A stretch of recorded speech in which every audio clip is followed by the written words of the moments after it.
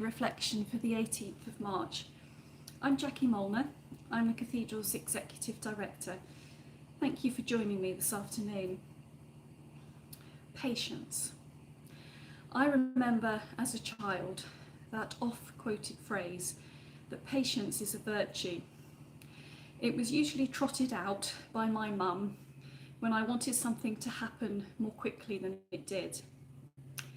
And I used to think I was a pretty patient person. Yet as these weeks stretch on until we can enjoy a life with more freedom, I'm beginning to wonder. When I was a child, probably about the age of 10, I couldn't wait to be a grown-up. I think it was because it seemed to me that as a grown-up, the world would suddenly be opened up and I could do what I wanted without mum and dad having to decide.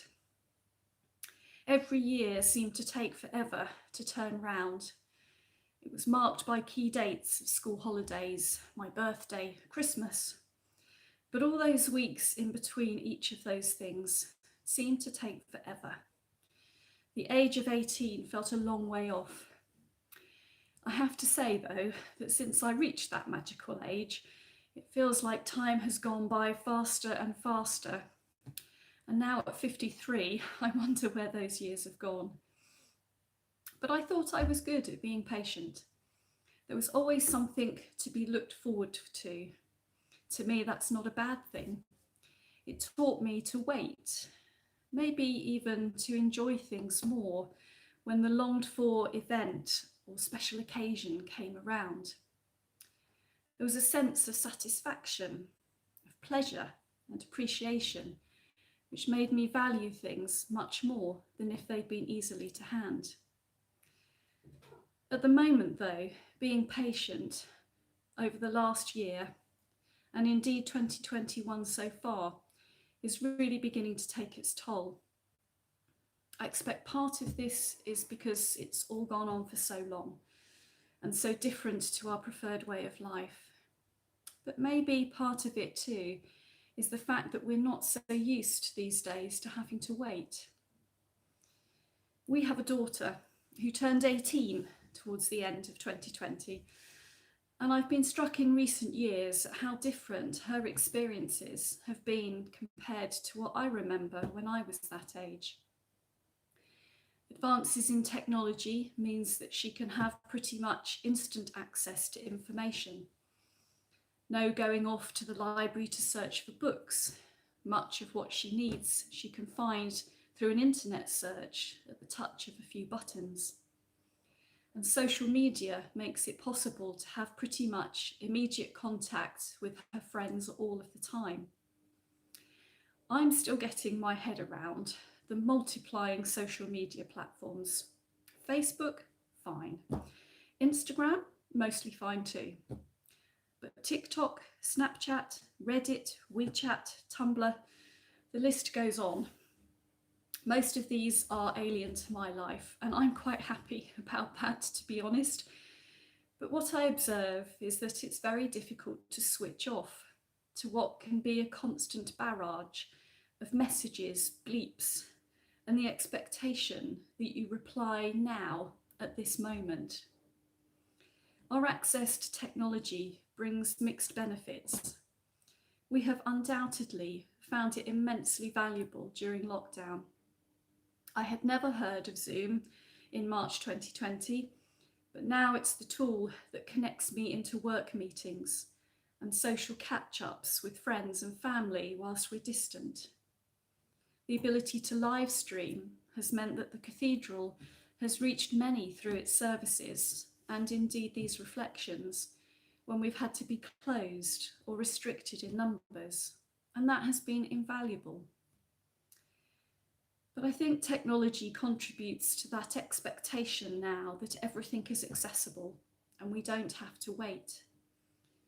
I think too it removes peace and space that's important for our well-being when we can take time away and be still. Or maybe I'm showing my age. So a question. How good do you think you are at waiting, at being patient? And does it matter? We're just over halfway through Lent at the moment, a season when Christians take time to self-examine, to be penitent, to deny self and prepare for Easter. Put in a way that non-Christians are probably more familiar with, it's a time traditionally when we're encouraged to give something up. Chocolate, alcohol, how about the mobile phone? But it's about us taking time to think about what is most important. As we move towards Good Friday, thinking about the sacrifice that Jesus is about to make, and what is our response to that? Patience, I think, fits within this. We are in a time of waiting and enduring. The Oxford English Dictionary describes Lent as the period preceding Easter, devoted to fasting, abstinence, and penitence. It describes patience as the calm endurance of hardship, provocation, pain, and delay. I see a similarity between those descriptions. They both bring to mind a sense of having the ability to put our own desires to one side and to trust or endure, particularly when life is difficult and circumstances are challenging. In the Bible, there are many references to patience, particularly in the New Testament.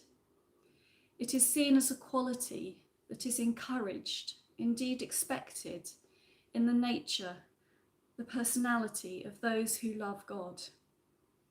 The most obvious references, I'm sure, that will spring to mind are patience being listed in those attributes of love that we're given in 1 Corinthians 13. In Galatians 5, Paul speaks of the fruits of the Spirit, and patience is one of those fruits. In Romans, we are reminded that God is patient and we should not test this. And Colossians tells us that God's chosen people should clothe themselves with compassion, kindness, gentleness, and patience. We are meant, therefore, to be patient people who trust God and, when necessary, wait for things to change, for circumstances to pass, and even accepting when they won't. During this time of Lent, coming as it does as we continue to wait for lockdown to ease further, maybe we can look at ourselves and use this time to think about how we can be more patient. In my experience, trying to live patiently is a time when we can also learn to wait with God or wait for God, neither of which are necessarily easy, but we can learn from these times and let them help us deepen our relationship with God. For quite some months now, there have been matters in my life which have really brought this home to me.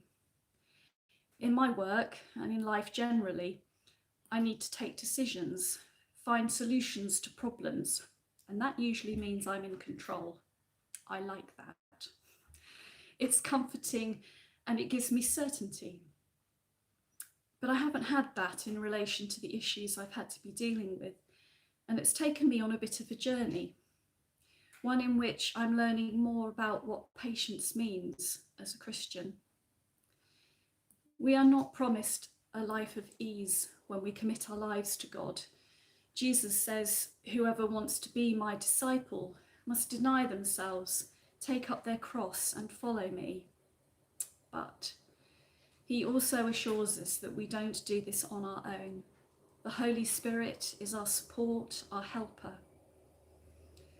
Over time, as we wait with God during times of uncertainty, and as we wait for God to help us understand or accept situations, we can learn trust and patience and seeing his nature becoming more evident in us and changing who we are. What I'm learning is that patience matters when life is a bit of a trial. We all face situations that we want to be different and yet perhaps can't change. COVID is a prime example of that. but we can take heart. In 2 Corinthians 4, Paul writes, "We have this treasure in jars of clay to show that this all-surpassing power is from God and not from us. We are hard pressed on every side, but not crushed, perplexed, but not in despair, persecuted, but not abandoned, struck down, but not destroyed. Therefore, we do not lose heart." So as we need to continue to be patient in these days, let us be mindful of what we might learn and of what God might want to change in us or reveal to us. And I'd like to leave you with the encouragement of the opening verses from Psalm 40. "I waited patiently for the Lord. He turned to me and heard my cry. He lifted me out of the slimy pit, out of the mud and mire. He set my feet on a rock and gave me a firm place to stand. He put a new song in my mouth, a hymn of praise to our God. Many will see and fear the Lord and put their trust in him. Blessed is the one who trusts in the Lord."